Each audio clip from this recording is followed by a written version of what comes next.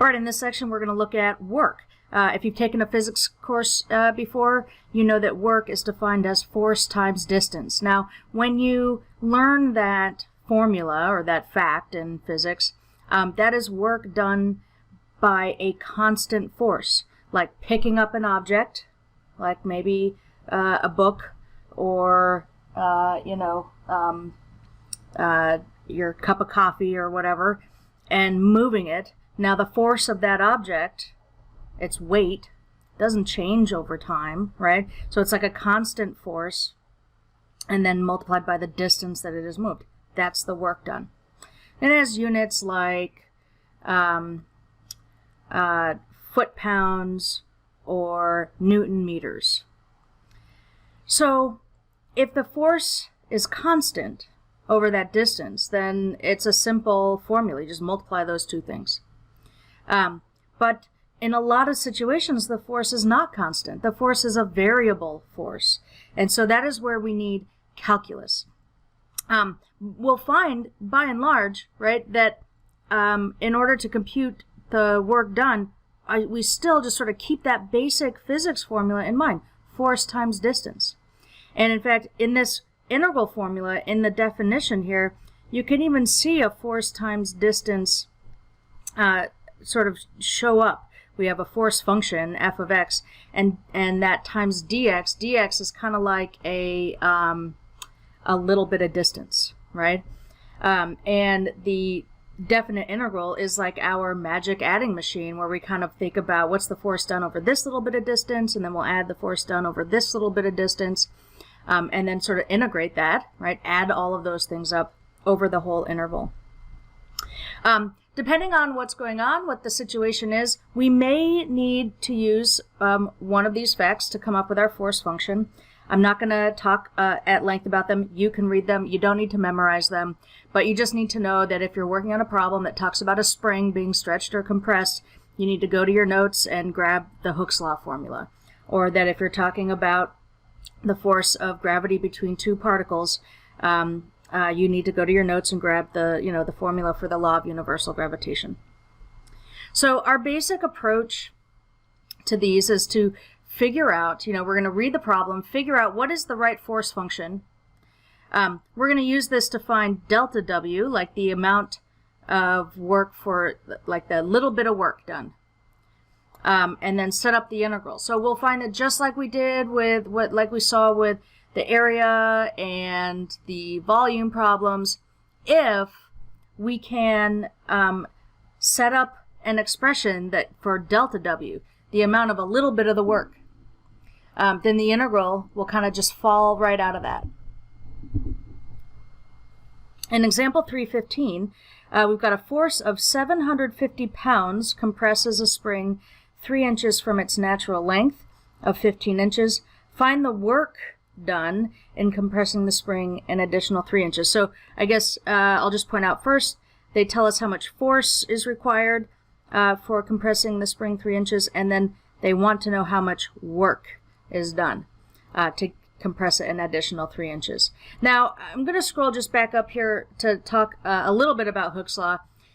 Hooke's law is a classic example of needing a variable force. If you think about, there are two different kinds of springs. There's springs that resist being stretched open, and there's springs that resist being compressed, right? So, and if you think about a spring, and I guess for this problem, think about a spring that is at some natural length, and it resists being compressed, right? Like shocks, like the springs on a car, right? It'll take a certain amount of force to compress it, but as you compress the spring, it takes more force to keep compressing it. It gets harder to do it. So that's sort of a classic example of something that requires a variable force. And Hooke's law just says that the amount of force required to compress a spring is proportional to the distance, or the that you compress it. So this first part of the problem, they're giving us information that's going to help us get our force function. So let's set ourselves up to use Hooke's law.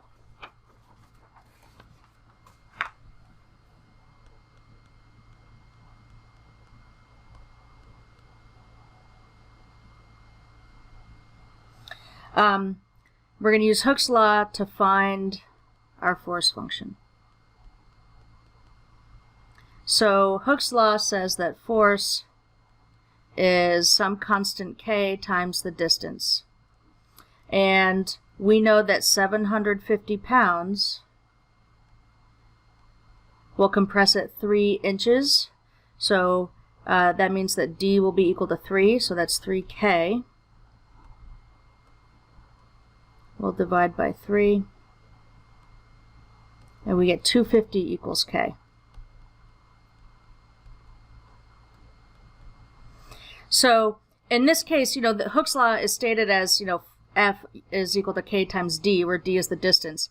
In our problem, we're going to let x be the distance that spring is stretched. We're going to write this as a function of x instead of a function of d.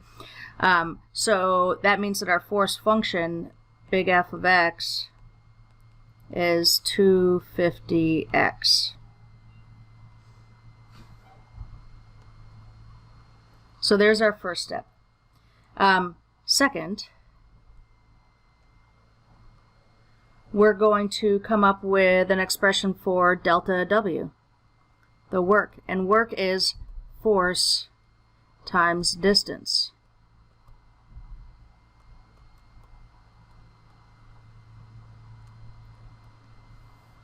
So the force is 250x times multiplied by the distance. Now the distance is like the little bit of distance that we're compressing the spring. I'm going to do a really kind of probably poor drawing of a spring here.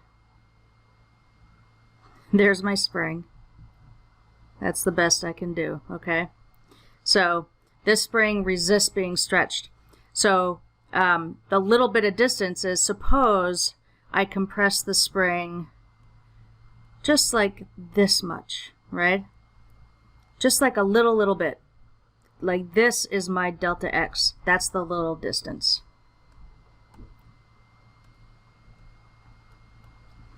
So there's my delta W. And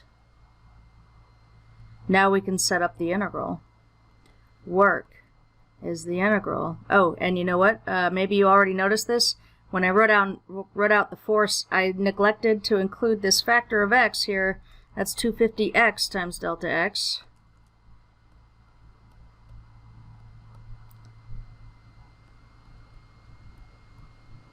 So in the integral, we have 250x dx.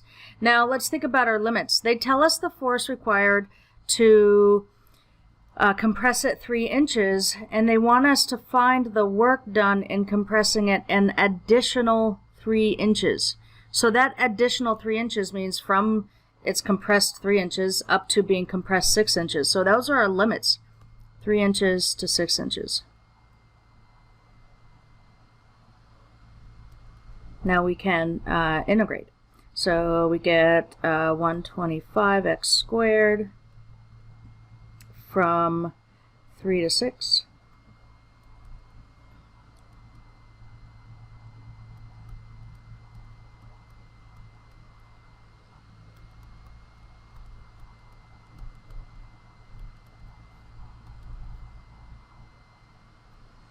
And let's see, open the calculator.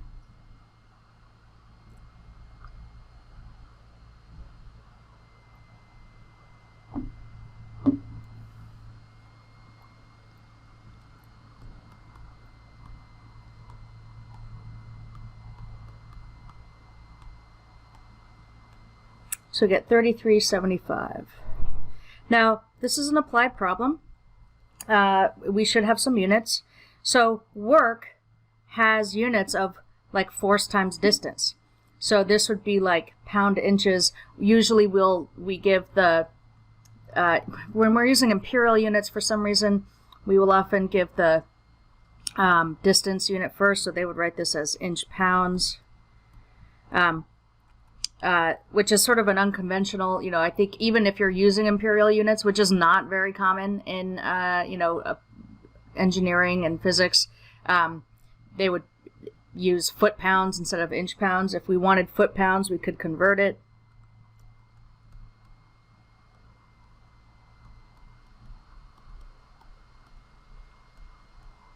just set up the conversion here, go from inches to feet.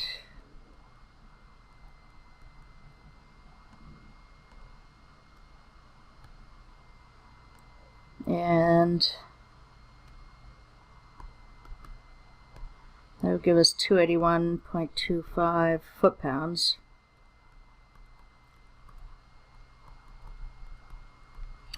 It's okay to leave it in inch-pounds. You know, the important thing is just to make note of the units used in the example, in the problem itself, and how it's worded. What are the units that you're working with, and then how does that trickle down to the units that you end up with in your answer.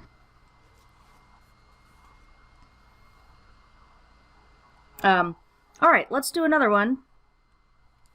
A space module weighs 15 tons on the surface of the Earth. How much work is done in propelling the module to a height of 800 miles above the Earth, as shown in the figure below? They tell us the radius of the Earth is 4,000 miles, and we will neglect the effect of air resistance on the weight and the weight of the propellant. So these are some simplifying assumptions that we're making, but I think they're reasonable. So we're talking about overcoming, gravity, right? When we launch a module out into space. So to get our force function, we're going to use the law of universal gravitation.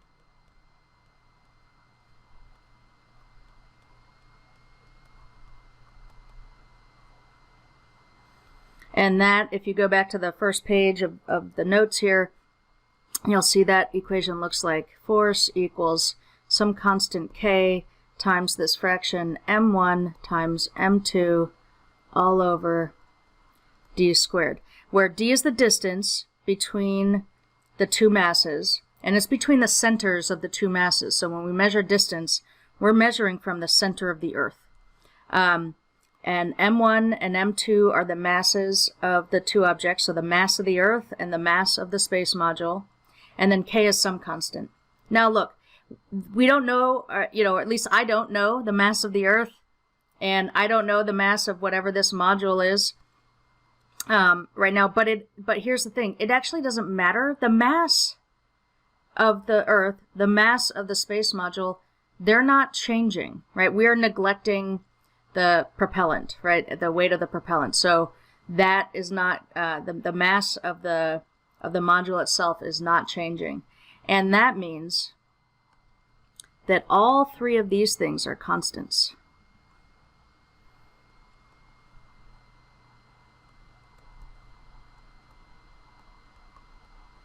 So we can simplify this equation a lot. And I'm just going to take that product K, M1, M2, and I'm going to call it C.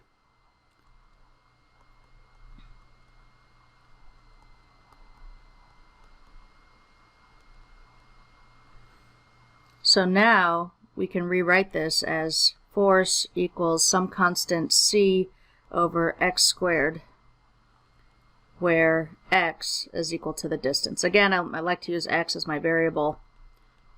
So x will be the distance between the two masses, between the center of the Earth and the module itself. Now we need to figure out what the value c is so that we have our particular, kind of equation for force. So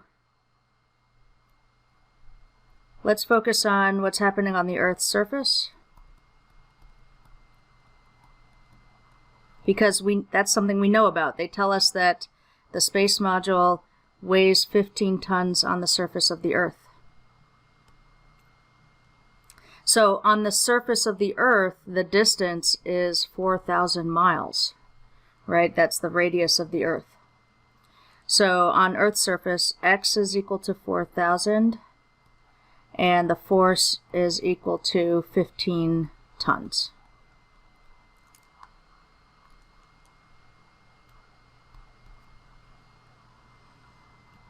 So putting that in our equation, that gives us 15 is equal to c over 4,000 squared.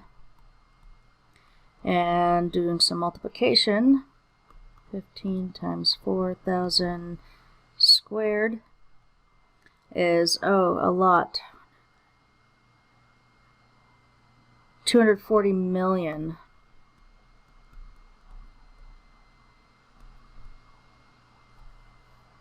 So that means our force function is equal to 240 million over x squared. And now we can come up with the expression for the delta W for a little bit of the work. Like, imagine we find first how much work required just to move the module a little bit of distance. That's our delta x, right? A little bit of the distance, and we'll calculate the little bit of work that is required for that part. So that's sort of the idea behind putting together the delta W. So it's our force times distance. That's 240 million over x squared times delta x. And now that we have this, we can write the integral. I'm going to go ahead and yank that 240 million right outside the integral.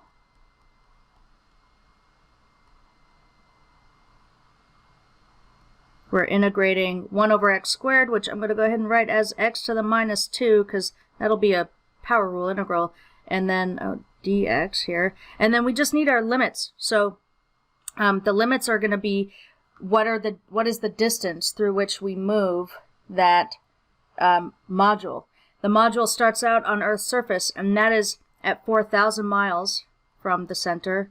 And we're moving it to 800 miles above the Earth, so that's going up to 4,800 miles above, away from the center. All right, now the integration itself is pretty simple. It's a power rule.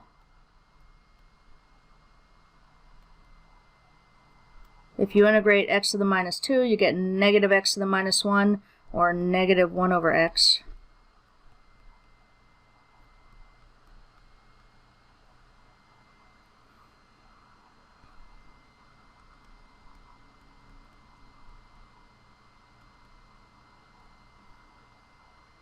Plugging in our limits, we get negative 1 over 4,800 minus a negative 1 over 4,000.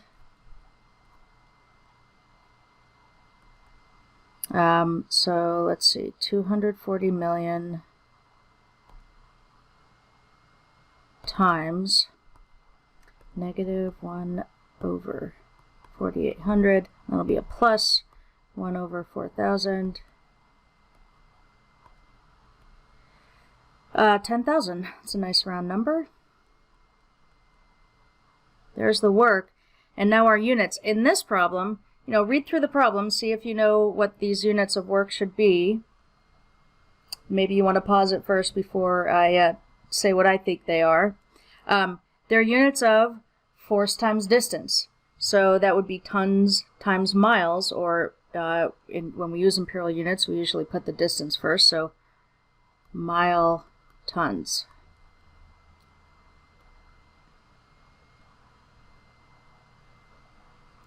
If you want foot-pounds,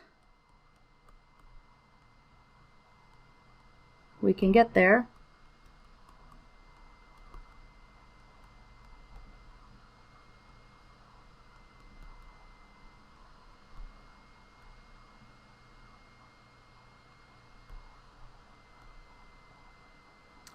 Let's see, we can get from miles to feet. 1 mile is 5,280 feet.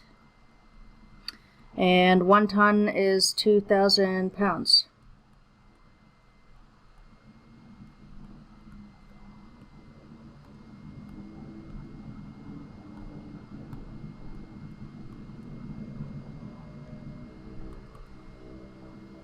So we multiply 10,000 by 5,280 and times 2,000, 1.056 times 10 to the 11th foot-pounds.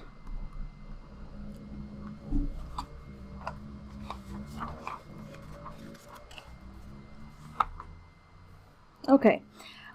So we did a couple of examples that required us to go, use one of those special equations from the first page to come up with our force function, right? We did a Hooke's law problem, a problem with universal gravitation, and now we're going to do another one. And in this case, we're not going to need to use either of those special equations, but we're going to just sort of have to think about our units and what is a force. So in this case, we're looking at a spherical tank that has a radius of 8 feet. It's half full of oil, and that oil weighs 50 pounds per cubic foot, and we want to pump the oil out through a hole in the top of the tank. Maybe this tank is, if you're wondering why don't you just drain it out the bottom, maybe the tank is submerged or something, but for some reason we got to pump it out through a hole in the top. So that's going to take work, right? We're moving a force, this oil, over a distance. We're moving it out the top of the tank.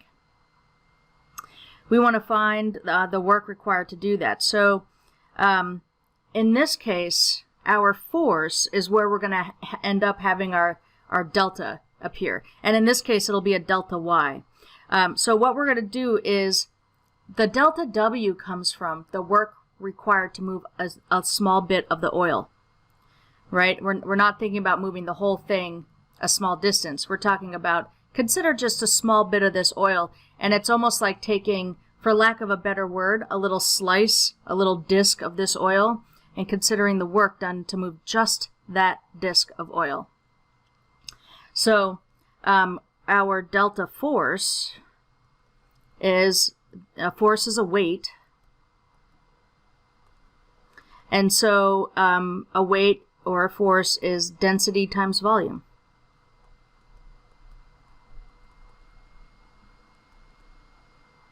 Now they tell us the density. They say it weighs 50 pounds per cubic foot.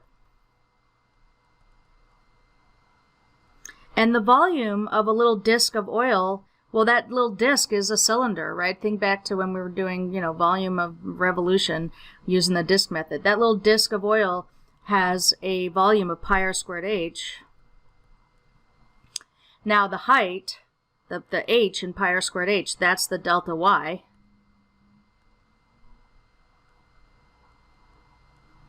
As you can sort of see over here in the figure on the left. And the radius, which is kind of hard for it to see it because it's a little bit dark, I guess. Let me zoom in. The radius is this distance out here, which is just the x coordinate. If I think about it, and I just said x coordinate, so let me slow down a second. The radius of the disk changes depending on where we draw it from, right? We could tell like it's going to be widest. It's the biggest radius right at the middle, right at the center of that sphere. So imagine that we're take a look at this circle, a great circle of the sphere.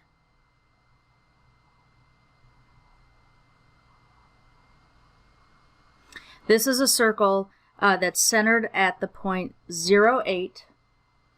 And if I stop at a particular y coordinate, the radius of the disk will just be the x coordinate on this circle that we can sort of draw around the sphere. So that's what we're going to focus on. That's what we're going to use to find the radius, that we need up here, to put in the volume formula. So let's work this out. So the radius of each disk of oil. So we've got that circle, the big circle of centered at 0,8.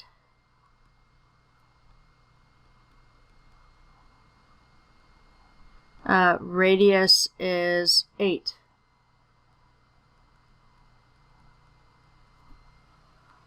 So if you think back to taking, I know we do it in our calculus for engineering, like our Calc 1 course. If you took that at Vermont Tech, then this, you just think back to the beginning of that course. You may have seen it elsewhere. If you took calculus in another spot, sometimes it's covered in pre-calculus, but the circle of radius r and centered at hk, we have a standard form for that. So in this case, that standard form looks like this: x minus h squared plus y minus k squared equals r squared. So in this case, that becomes x minus 0 squared plus y minus 8 squared equals 8 squared. X minus 0 squared is x squared.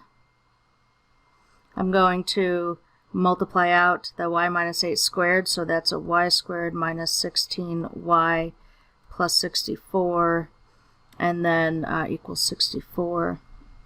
Now the radius is x, right? The radius is that x coordinate. So I'm going to solve this for x, and in fact, actually, let me back up. I'm going to solve it for x squared. We don't need to know exactly x, because in the formula itself for the volume up here in the upper right here, I need r squared. So I don't have to worry about taking the square root. We know that x squared is equal to, let's see, if I throw everything on the other side, I'll have 16y minus y squared. And that is equal to r squared. So a little side work getting that done. This was kind of complicated because the radius was changing as we go. You know, if this tank happened to be just a cylinder, like a cylindrical tank, you know, upright, the radius wouldn't change at all, right? It would be a constant radius, and that would be easier. But we wanted to make it a little bit fun, so we have this spherical tank. And so let's put this into the equation up here. Our density 50 times pi times r squared is 16y minus y squared delta y. So this is our delta force. And the delta W, the delta work, is going to be the delta force times the distance. So we're still kind of putting together the basic kind of little piece of the work that has to be done. I said in this example, we're focusing on just the work done to move that one disc of oil. So now we got the force for that one disc of oil. Now what is the distance for that one disc of oil? And they've helped us out here in the figure, because if we imagine, right, that we have, that this tank, you know, we kind of impose a set of coordinate axes, right? The coordinate axes don't really exist in nature when we just look at the tank, but we've kind of modeled this we started by imposing a set of coordinate axes. Now if I take a slice, and I imagine that slice comes at the arbitrary y coordinate y, then to move that up to the top of the tank, which is at a y coordinate of 16, that's a top minus bottom distance, and that gives us 16 minus y for the distance that it takes to move that disc of oil. So we've got now 50 pi times 16y minus y squared times delta y times 16 minus y.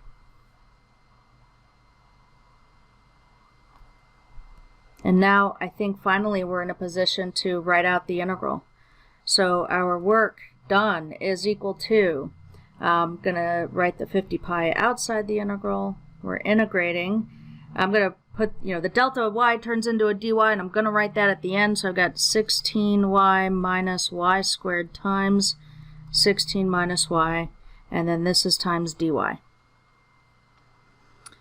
What we're missing, take a look at this and see if you could tell what we're missing right now.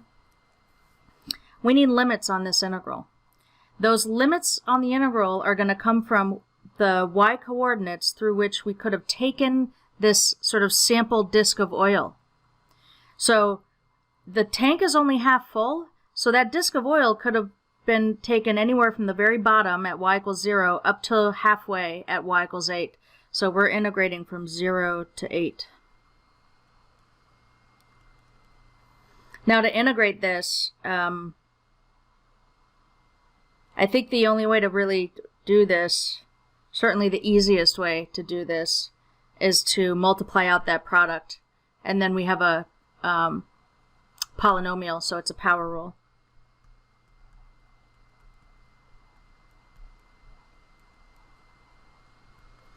So let's see, if you FOIL this out, let's see, 16 times 16 is 256y. And then we have minus 16y squared minus 16y squared, so that's a minus 32y squared. And then that'll be a plus y cubed.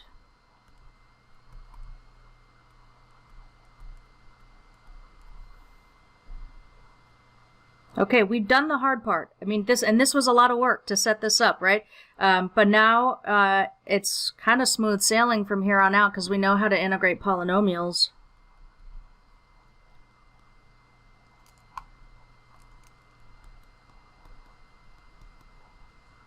Using the power rule, we get 128y squared minus 32 thirds y cubed plus 1/4 y to the 4th from 0 to 8. And now we're going to plug in our limits. I'm going to come over here to the left side where I've got plenty of room. So if I plug in 8,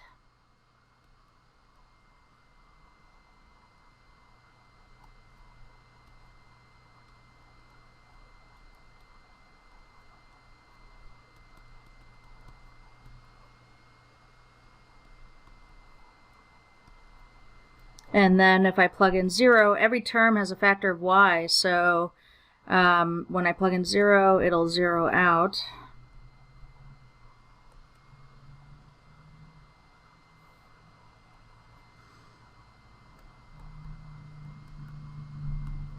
Let's see, let's throw that in the calculator.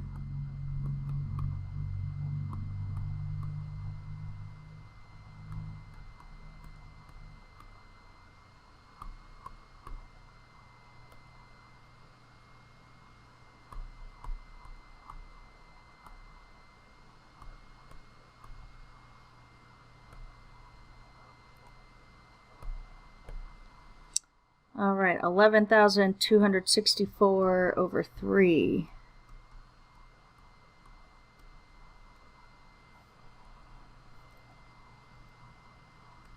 And as an exact figure, if I multiply this times 50,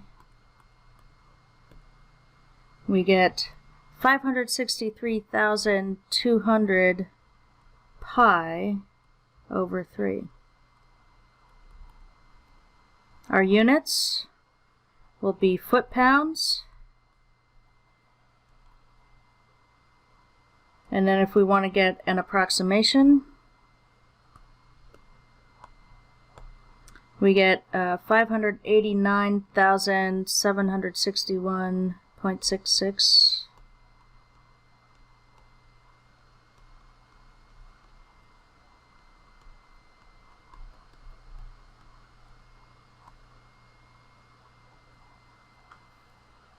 All right.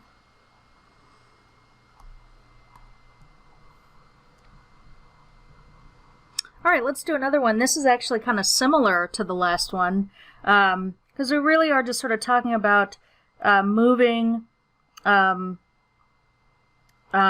this case, lifting a chain. The force is going to kind of change depending on how much of the lifting we've already done.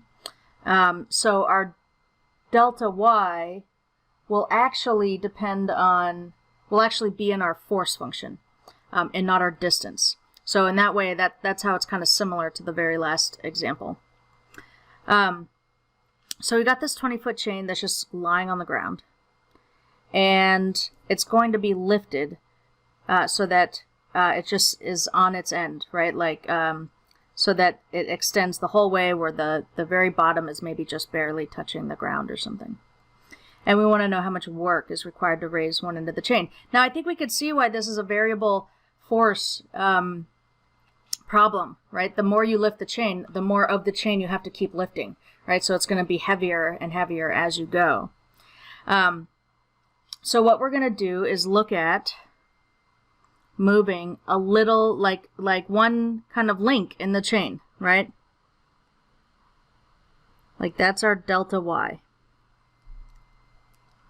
And if I think about what's happened, like imagine this picture at the bottom, right? That the chain has already been lifted. And what we're going to do is say, okay, well, how much work was done to move just this link in the chain, or just that little piece of the chain? So it has a certain force, right? And when I talk about that little piece of the chain, I'm looking at the chain of a length, delta Y. They tell us that it weighs 5 pounds per foot. So I'm looking at that little piece of chain that has a length of delta Y feet. So my delta force is 5 times the delta Y, that little small length of chain. Like imagine like it's just a link of the chain or something. Now the delta W, the delta work, is force times distance.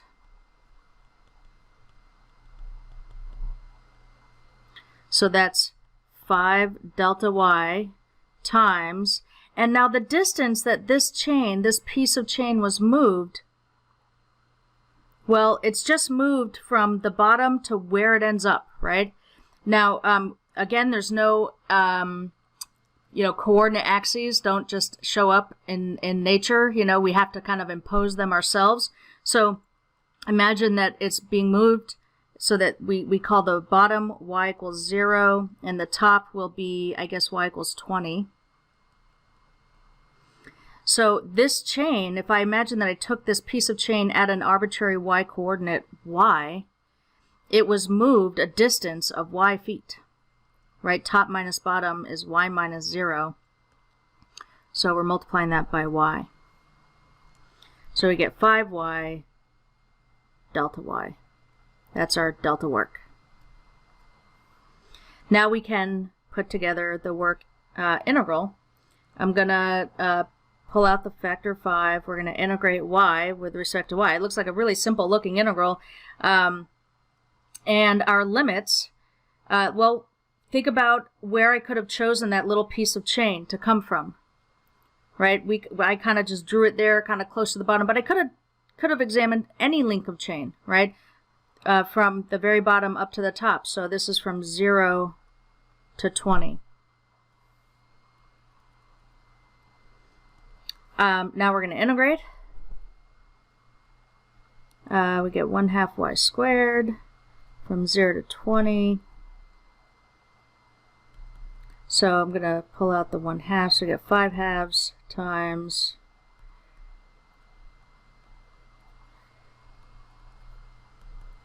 that, and now we can plug in our limits. So 20 squared minus 0 squared. 20 squared is 400. 400 times divided by 2 is 200, and 200 times 5 is 1,000. Let's see, looking up here at the units, we've got feet and pounds, so this will be foot-pounds.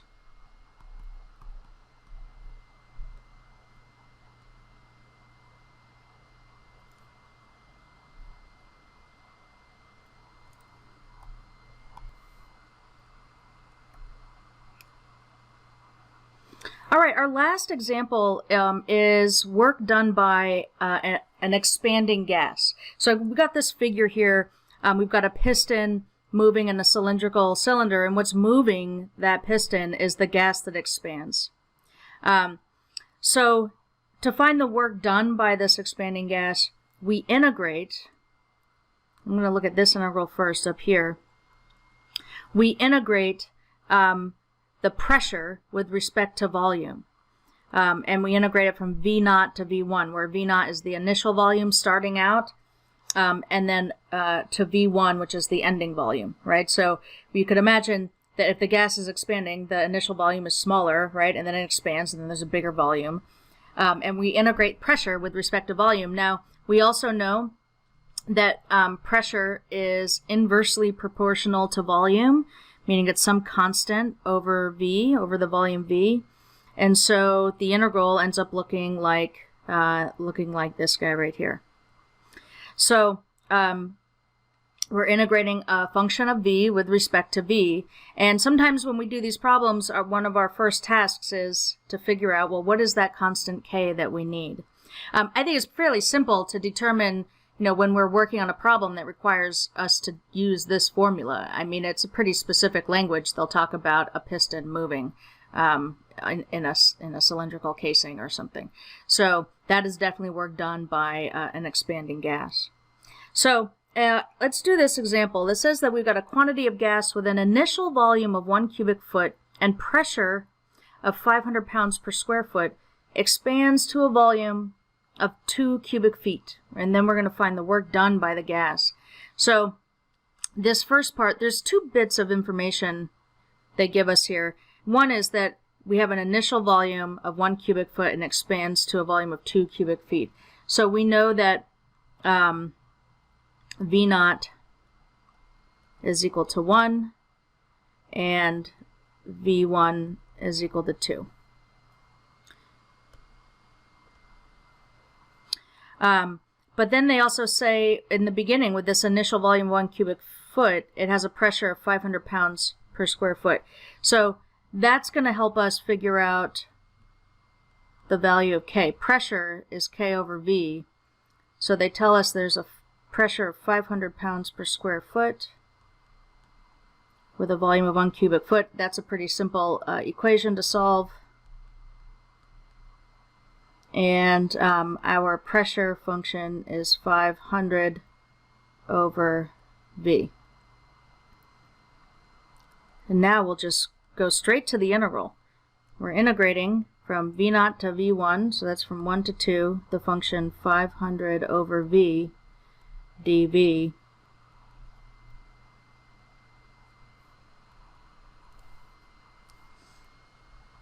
I'm going to pull that 500 out.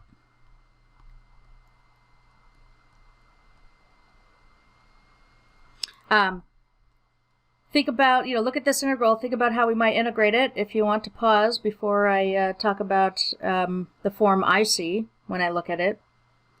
So this problem is a little bit different than the ones we just did. All the other ones ended up being polynomials, power rule integrals. And, you could see this as v to a power, it's v to the negative 1, but that's the one power that the power rule doesn't apply to. This integral is a Lon rule integral. Right, the derivative of v is 1 dv, so this is dv over v, that's the log form.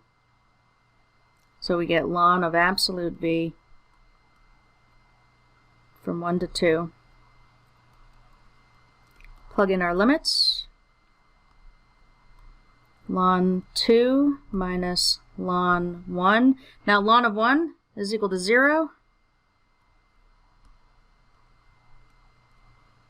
So the amount of work done as an exact figure is 500 times ln 2. That would be foot-pounds. And if we like, we can get an approximation, which might be appropriate in an applied setting.